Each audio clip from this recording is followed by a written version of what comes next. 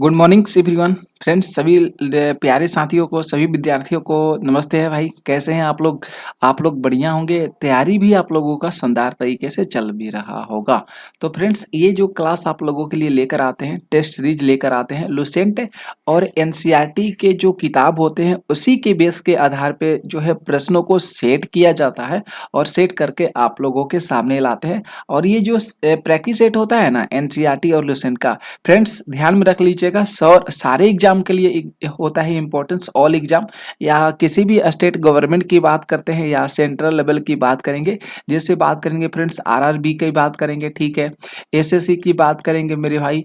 तो ये सारे जो सेंट्रल लेवल के एग्जाम होते हैं ये सारे एग्जाम के लिए इंपॉर्टेंस हो जाते हैं, ठीक है। इसके बाद बात करेंगे फ्रेंड्स स्टेट गवर्नमेंट के जो सारे एग्जाम होते हैं उनके लिए भी इंपॉर्टेंस है एनसीईआरटी और लुसेंट बेस्ड जो प्रश्न मिल रहे हैं, ठीक है। तो आप बहुत सारे विद्यार्थी जो है बहुत सारे लेक्चर को अच्छे तरीका से पसंद किए हैं फ्रेंड्स। हमको भी लग रहा है भाई आप लोग भी इस लेक्चर को पसंद बहुत अच्छे से करिएगा, ठीक है। और मेरे भाई आप लोग के लिए एक अच्छा सा मौका है, जो भी साथी बिहार पुलिस का एग्जाम को मतलब फॉर्म को फिलअप किए, अगर नहीं किए तो भाई जरूर फॉर्म को फिलअप कर लीजिएगा, ठीक है। कोई भी मौका आता है, चांस आता है एग्जाम से रिलेटेड, अगर उसमें के लिए आप अपियर होना चाहते हैं, सक्षम है, तो अपियर होइए और एग्जाम के लिए तैयारी कीजिए उस एग्जाम के लिए, ठीक है। तो मैं बिहार पुलिस एग्जाम के लिए एक प्रैक्टिस सेट लेकर आ रहे हैं, सीरीज लेकर आ रहे हैं, जो आप लोगों को हर लेक्चर में मिलेगा और बहुत इंपॉर्टेंस बेस्ट क्वेश्चन होंगे। एनसीईआरटी लुसेंट का भी होगा और उसमें प्रीवियस ईयर के क्वेश्चन मिलेंगे। तो फ्रेंड्स उस लेक्चर को भी आप लोग जो है पसंद जरूर करिएगा, ये हमको उम्मीद करते हैं, ठीक है। तो चलिए मेरे भाई इस क्लास के जो है हम लोग अपने प्रश्न को स्टार्टिंग करते हैं। देखते हैं क्लास का पहला प्रश्न। तो यहाँ पे मेरे साथियों पहला प्रश्न आप लोग देख सकते हैं कि यहाँ पे कह रहा है कि which of the flowing pairs is correctly matched, यानी निम्नलिखित में से कौन सा युग्म सही सुमेलित है, सही सुमेलित है। ओके, तो यहाँ पे दिया गया है मौलाना आजाद, यानी मौलाना आजाद जो है हली इलाल से रिलेटेड हो जाएंगे। ओके, तो बिल्कुल सही बात है भाई, मौलाना आजाद जो है ये हल हिलाल से रिलेटेड है। ये ए ऑप्शन बिल्कुल सही जाएगा। केवल आप लोग को ऑप्शन यहाँ पे बताएंगे, सही आंसर बताएंगे, सही विकल्प बताएंगे, ठीक है। एक क्लास जो चलता है 7 PM में चलता है, इसमें लाइव क्लास जुड़ते हैं, इसमें सब कुछ आप लोगों को बता देते हैं। कोई भी डाउट होगा तो आप लोग कमेंट कर दीजिएगा या लाइव क्लास में आइए, 7 PM में चलता है, उसमें अपने डाउट को क्लियर कर सकते हैं। टेलीग्राम चैनल को भी आप लोग ज्वाइन कर सकते हैं, डिस्क्रिप्शन में लिंक दिया गया है, वहां पे क्विज भी चलता है, ठीक है। रात को 9 बजे से सब कुछ वहां पे मिल जाता है, सब एग्जाम से जानकारी वहां पे मिल जाता है, लेटेस्ट जानकारी। ओके, यहाँ पे फ्रेंड्स बहुत बढ़िया सा प्रश्न करे कि choose the correct pairs of the first and second satyagraha of the individual satyagraha, ठीक है। तो मेरे भाई यहाँ पे कह रहा है कि व्यक्तिगत सत्याग्रह के प्रथम और द्वितीय सत्याग्रह के जोड़ों का चयन करना है। तो मेरे भाई यहाँ पे देखिएगा बहुत बढ़िया प्रश्न है कि महात्मा गांधी जी और यहाँ पे दिया गया है विनोबा भावे। ये क्या भाई प्रथम सत्याग्रह और जो द्वितीय सत्याग्रह इन दोनों का मैच करता है? नहीं, ये गलत जाएगा, ठीक है। महात्मा गांधी के साथ विनोबा भावे का मैच नहीं करेगा। हाँ, विनोबा भावे हो जाएंगे लेकिन महात्मा गांधी नहीं होंगे। आगे बात करेंगे बी ऑप्शन का, तो विनोबा भावे बिल्कुल सही बात है और जवाहरलाल नेहरू। ये साहित्यों, ये ऑप्शन जो बी होगा सही चला जाएगा, हम लोग बी विकल्प को सही कर लेंगे। नेक्स्ट अगला यहाँ पे प्रश्न की बात करेंगे कि who was the official historian appointed to write the history of the Indian National Congress on the 50th anniversary, ठीक है।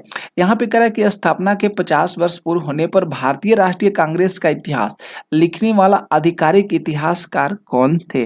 तो उनका जो नाम था पटाभी सीतारामैया। ओके, यहाँ पे देख सकते हैं फ्रेंड्स डी ऑप्शन में दिया गया है पटाभी सीतारामैया। यह बहुत इंपॉर्टेंट प्रश्न है कि जब स्थापना के 50 वर्ष पूर्व होने पर जो भारतीय राष्ट्रीय कांग्रेस का इतिहास लिखने वाले जो आधिकारिक इतिहासकार माने जाते थे उनका क्या नाम था मेरे साथियों? पटाभी सीतारामैया, ठीक है।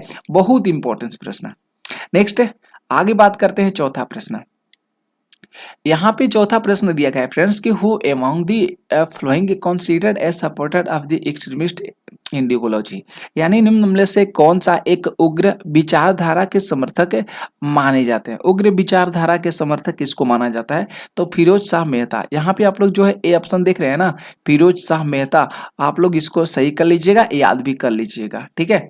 नेक्स्ट अगला यहाँ पे प्रश्न है फ्रेंड्स 5 नंबर की डोरिंग व्हिच रीजन द डी डी मुगल सिस्टम डेवलपमेंट ग्रेजुअली, यानी किस मुगल शासक के काल में मनसब व्यवस्था का क्रमिक विकास हुआ था। मनसबदारी जिसको बोलते हैं, sorry, मनसबदारी system develop gradually.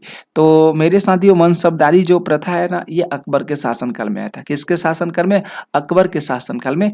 A option यहाँ पे सही चला जाएगा। ए फॉर एप्पल को सही करिएगा।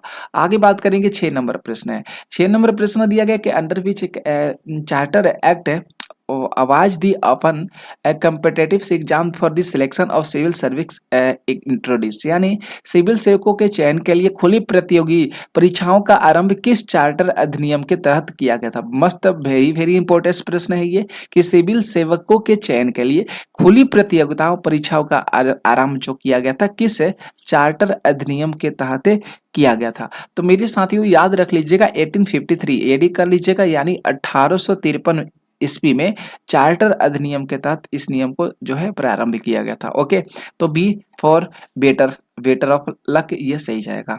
नेक्स्ट, सेवेंथ प्रश्न है फ्रेंड्स की which among the following Europeans came to India as traders the last, यानी निम्नलिखित यूरोपियन में से कौन सा एक स्वतंत्रता पूर्व भारत में व्यापारियों के रूप में सबसे अंत में आया है। बहुत बढ़िया प्रश्न है, व्यापारियों के सब रूप में सबसे अंत में आया है। तो ऑप्शन की बात करेंगे तो पहले तो फ्रेंच आए थे सबसे अंत में, ठीक है, फ्रेंच यानी फ्रांसीसी जो है सबसे अंत में आए थे व्यापारियों के रूप में, ठीक है। तो यहाँ पे B for better of next time, ये सही कर लीजिएगा। नेक्स्ट बात करते हैं 8 प्रश्न है यहाँ पे कि which of the following pairs of modern India institution and their founder in incorrectly matched, आधुनिक भारत के निम्नलिखित संस्थाओं और संस्थापकों में से कौन सा सही सुमेलित नहीं है। ये बहुत बढ़िया प्रश्न है और ये मेरे भाई फेवरेट भी प्रश्न है, ठीक है। सही सुमेलित की बात किया गया तो यहाँ पे the servants of the Indian society Gopal Krishna Gokhale, गलत बात है। ओके, अरे भैया हाँ ये सही है मेरे भाई, the servants of Indian society Gopal Krishna Gokhale बिल्कुल सही जाएगा, इसमें हम लोग कोई भेदभाव नहीं करेंगे, ये सही है। इसके बाद है the Indian Women's Association Annie Besant, ये भी सही जाएगा। यहाँ पे सेवा सदन एमजी रानाडे, ये भाई गलत जाएगा। सेवा सदन जो है एमजी रानाडे, ये गलत जाएगा क्योंकि सुमेलित नहीं है, पूछा गया है ना भाई, इनकरेक्टली पूछा गया है। तो सी ऑप्शन यहाँ पे हम लोग सही कर लेंगे। ब्रह्म समाज की बात करेंगे तो राजा राम मोहन राय, ये भी सही जाएगा। तो the servants of the Indian society Gopal Krishna Gokhale, ये कभी भूलना नहीं है। हो सकता है अगला बार आप लोगों के एग्जाम में ये प्रश्न देखने को मिल सकता है। The Indian Women's Association Annie Besant, okay, तो ध्यान रखिएगा मेरे साथियों। आगे नेक्स्ट देखेंगे प्रश्न 9 प्रश्न है कि in which years did the British India army first protest again the government से ऑर्डर ऑन रिलीजियस ग्राउंड्स, यानी ब्रिटिश भारत की सेना ने धार्मिक आधार पर सबसे पहले किस वर्ष सरकार के आदेश का विरोध किया था। तो याद करेंगे फ्रेंड्स 1874, यानी 1824 ईस्वी में सरकार के प्रति जो है विरोध किया गया था, ठीक है। तो यहाँ पे बी ऑप्शन बिल्कुल सही जाएगा, B for better of next time. Next यहाँ पे 10 प्रश्न है फ्रेंड्स की which viceroy refer to Gandhi as the one man boundary force, यानी किस वायसराय ने गांधी जी को वन मैन बाउंड्री फोर्स कहकर संबोधित किया था। तो यहाँ पे माउंट बेटन, डी ऑप्शन देख रहे हैं ना, ये सही जाएगा। माउंट बेटन का नाम याद रख लीजिएगा। माउंट बेटन जो है गांधी जी को वन मैन बाउंड्री फोर्स के नाम से कहकर संबोधित किया था। तो डी फॉर डाटा, ठीक है, चाहे डेट ऑफ नेक्स्ट टाइम, ये याद कर लीजिएगा, ठीक है। चाहे इसके आगे बात करेंगे 11 प्रश्न है फ्रेंड्स की, यहाँ पे दिया गया है कि दी दशा अवतार टेम्पल ड्यूरिंग दी गुप्त पीरियड इज डेडिकेटेड टू विच डेरिटी, यानी गुप्त शासन में निर्मित दशा अवतार मंदिर किस देवता को समर्पित किया गया। गुप्त शासन की बात किया है, गुप्त काल में दशा अवतार जो मंदिर है फ्रेंड्स है, ये किस देवी देवताओं को समर्पित किया गया, तो विष्णु को किया गया, ठीक है। गुप्त शासन में दशावतार मंदिर किसको, दशावतार किसका था, तो विष्णु का था ना, तो यहाँ पे विष्णु सही जाएगा। आगे 12 प्रश्न है कि in which scripture was the doctrine of the friends निष्काम कर्म, ठीक है, फर्स्ट प्रोपाउंडेड, यानी निष्काम कर्म का सिद्धांत सर्वप्रथम किस में प्रतिपादित किया गया। निष्काम कर्म का जो सिद्धांत है ये सर्वप्रथम किस में प्रतिपादित किया गया। बहुत बढ़िया प्रश्न है, ईशोनिषद, आप लोग देख सकते हैं यहाँ पे सी ऑप्शन सही कर लीजिएगा, ईशोनिषद में किया गया। नेक्स्ट प्रश्न है 13 की इन विच रूलर ऑफ द गुप्त period has the most inscription, यानी गुप्त काल में सर्वाधिक अभिलेख किस शासक के काल में लिखे जाते थे। ठीक है, गुप्त काल में सर्वाधिक जो अभिलेख है किस शासक में मिलते थे फ्रेंड्स, तो उस शासक का नाम है कुमारगुप्त प्रथम। ओके, ए ऑप्शन यहाँ पे सही जाएगा। नेक्स्ट आगे बात करते हैं 14 प्रश्न पे कि from which site has a human skeletons been found the buried alongside a dog skeleton, निम्नलिखित में से किस स्थान पे मानव कंकाल के साथ कुत्ते का कंकाल भी शोधन जो है प्राप्त हुआ है। तो मेरे साथियों ये तो आप लोगों को अच्छे से पता है। ठीक है, बुर्जोहम जो जम्मू कश्मीर में पड़ता है। ठीक है, यहाँ पे बी ऑप्शन सही जाएगा, B for better of next time. Next यहाँ पे 15 प्रश्न है कि अनेकतावाद यानी अनेकतावाद या सैद्यवाद is the core principle and the philosophy of the which religion, यानी अनेकतावाद और सैद्यवाद निम्नलिखित में से किस क्रोध सिद्धांत का दर्शन है भाई, किस क्रोध सिद्धांत का दर्शन है। तो यहाँ पे जैनियों का आप लोग सही कर लीजिएगा, जैन मत का हो जाएगा, डी फॉर डाटा। ठीक है, डी फॉर डार्लिंग। ओके, आगे बात करेंगे फ्रेंड्स, 16 प्रश्न है मेरे भाई, उम्मीद करते हैं आप लोग को बहुत अच्छा भी लेक्चर लग रहा होगा, बहुत इंपॉर्टेंस यहाँ पे प्रश्न देखने को मिल रहा है। ठीक है, यहाँ पे फ्रेंड 16 प्रश्न देख सकते हैं कि from where the first epigraphic evidence of the sati प्रथा प्रैक्टिस फाउंड, यानी सती प्रथा का प्रथम अभिलेखीय साक्ष्य जो है कहाँ से प्राप्त हुआ है। तो मेरे साथियों ये भी याद रख लीजिएगा, एरंड से प्राप्त हुआ है। ठीक है, बहुत इंपॉर्टेंट प्रश्न है भाई, VVI है कि सती प्रथा का प्रथम अभिलेखीय साक्ष्य कहाँ से प्राप्त हुआ, एरंड से प्राप्त हुआ है। नेक्स्ट प्रश्न यहाँ पे देख सकते हैं 17 प्रश्न यहाँ पे दिया गया, what was the most famous centre of the education during the Maurya period, Maurya काल में शिक्षा का सर्वाधिक प्रसिद्ध केंद्र कौन सा था, मौर्य काल में शिक्षा का सर्वाधिक प्रसिद्ध केंद्र कौन सा था। तो मेरे साथियों दिमाग में होना चाहिए वह था तक्षशिला। ठीक है, D for data, D for data darling सही कर लीजिएगा, तक्षशिला हो जाएगा। इसके आगे बात करेंगे 18 प्रश्न है फ्रेंड्स, 18 प्रश्न यहाँ पे दिया गया है कि during the early medieval period the Bihar regions remain the better battle ground between which powers, प्रारंभिक मध्य काल में बिहार का क्षेत्र किसके बीच का संघर्ष का अखाड़ा बना रहा। ओके, तो ये भी प्रश्न बढ़िया है, तो बंगाल दिल्ली। ठीक है, बी ऑप्शन सही करिएगा, बी फॉर बॉय हो जाएगा, बंगाल और दिल्ली को सही कर लीजिएगा। नेक्स्ट बात करेंगे फ्रेंड्स, राष्ट्रीय मानव अधिकार आयोग का अध्यक्ष किसे बनाया गया जाता है। राष्ट्रीय जो मानव अधिकार होता है जिसको हम लोग राइट कमीशन इंडिया के नाम, नेशनल ह्यूमन राइट्स कमीशन के नाम से जानते हैं, चेयरपर्सन किसको बनाया जाता है, NHRCC को बोला जाता है ना। कभी भी प्रश्न आप लोगों से पूछा जाता है कि NHRC का फुल फॉर्म क्या होता है विद्यार्थियों, तो नेशनल ह्यूमन राइट्स कमीशन आप लोग बता सकते हैं। ठीक है फ्रेंड्स, तो यहाँ पे देखेंगे फ्रेंड्स ये ऑप्शन की बात करेंगे तो सुप्रीम कोर्ट के किसी भी सेवानिवृत्त मुख्य न्यायाधीश होने चाहिए। ठीक है, यही होना चाहिए। ठीक ना, राष्ट्रीय मानव अधिकार का आयोग जो अध्यक्ष चुना जाता है ये किसी भी भाई होना चाहिए, ध्यान चीफ जस्टिस होना चाहिए, सुप्रीम कोर्ट का होना चाहिए। ठीक है, सेवानिवृत्त होना चाहिए, रिटायर्ड चीफ होना चाहिए। ठीक है, नेक्स्ट बात कर रहा है यहाँ पे फ्रेंड्स की which of the following statements is correct की बात किया गया, कौन सा कथन जो है इस चारों विकल्प में से सही होना चाहिए। 1948 यानी 1948 में पहली लोकसभा का गठन, अरे भैया पहली लोकसभा का गठन नहीं किया गया था 1948 में, 47 में पहली, ये भी गलत जाएगा। हाँ 52 की बात करेंगे ना 1952 का, ये मेरे भाई सही जाएगा। 1952 आप लोग याद रख लीजिएगा, 1952 में पहली लोकसभा का गठन किया गया था, सी ऑप्शन बिल्कुल सही जाएगा। मोस्ट इंपॉर्टेंट यह प्रश्न है। ठीक है, तो 1952 आप लोग इस डेट को याद कर लीजिएगा मेरे साथियों, मेरे प्यारे सभी साथियों, 1952 में पहली लोकसभा का गठन किया गया था। ओके, सी सही करिएगा। इसके आगे बात करेंगे 21 प्रश्न है कि which of the flowing statements regarding the attorney general of India is incorrect, Bharat के जो महान्यवादी के संबंध में कौन सा कथन जो है यहाँ पे गलत कर रहा है, कौन सा कथन गलत यहाँ पे चुनना होगा। ठीक है, बहुत बढ़िया प्रश्न है। आर्टिकल फ्रेंड्स गलत पूछ रहा है ना, आर्टिकल 76 के तहत राष्ट्रपति द्वारा नियुक्त किया जाता है, बिल्कुल सही बात है। उच्चतम न्यायालय के न्यायाधीश होने की योग्यता होना चाहिए। ठीक है, must be qualified to be a Supreme Court जज, बिल्कुल सही बात है। यहाँ पे भारत सरकार का प्रथम विधि अधिकारी होता है। ठीक है, ये भी सही बात है।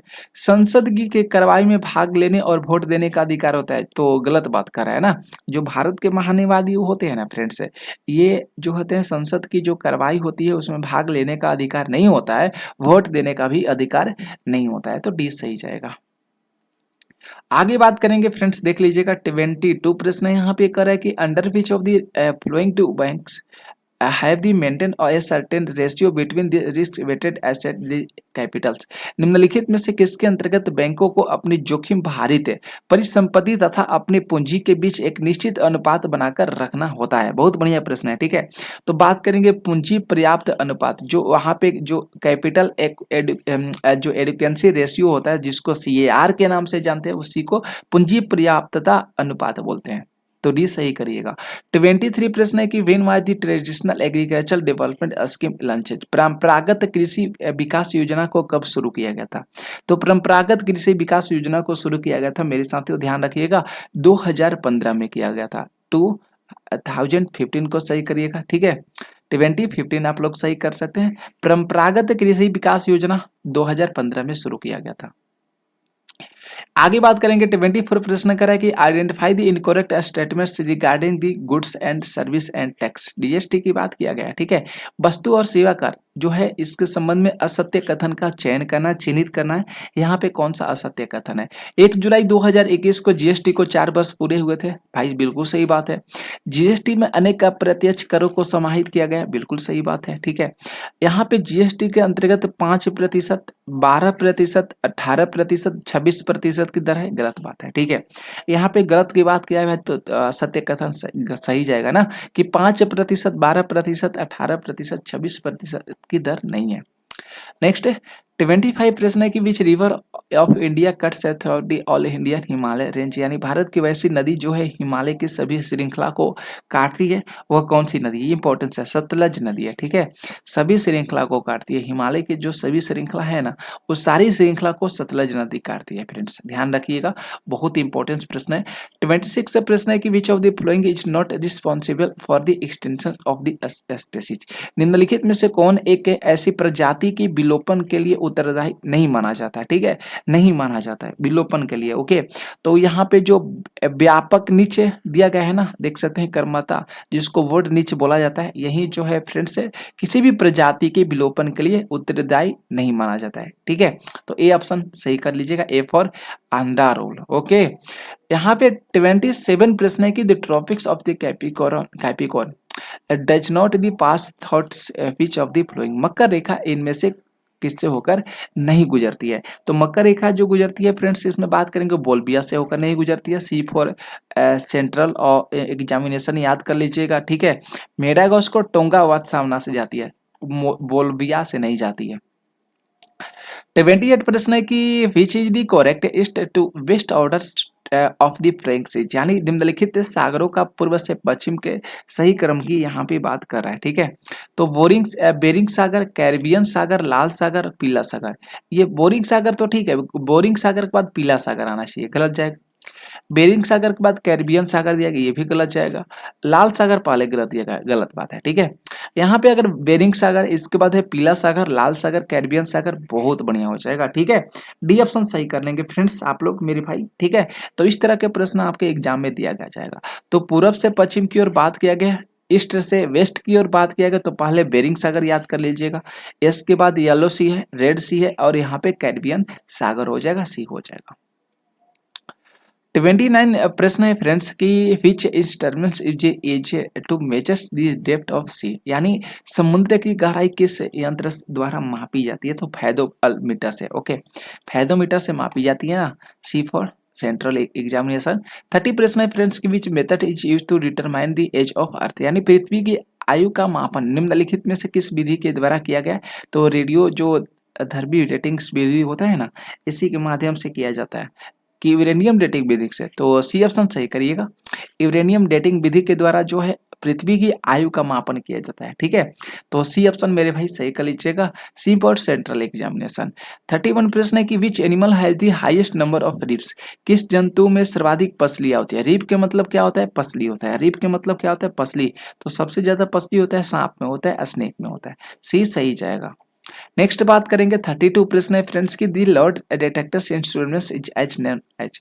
लॉर्ड डिटेक्टर्स उपकरण को किस रूप में जो है जाना जाता है। इंस्ट्रूमेंट्स मतलब होता है उपकरण होता है, इंस्ट्रूमेंट्स मतलब क्या होता है, उपकरण होता है। ओके फ्रेंड्स से तो मेरे भाई ध्यान में रख लीजिएगा, पॉलीग्राफ सही जाएगा ना। लॉर्ड डिटेक्टर्स उपकरण का उपयोग जो होता है पॉलीग्राफ के रूप में किया जाता है। 33 प्रश्न है कि choose the correct in statements regarding human body temperatures. मानव शरीर के तापमान के संबंध में सही कथन कौन सा है फ्रेंड्स। बहुत बढ़िया प्रश्न है, ठीक है। तो किसी भी मौसम में शरीर के तापमान में कोई परिवर्तन नहीं होता है, बिल्कुल सही बात है भाई। किसी भी मौसम में it does not change is any reason. किसी भी मौसम में शरीर के तापमान में कोई चेंज नहीं होता है।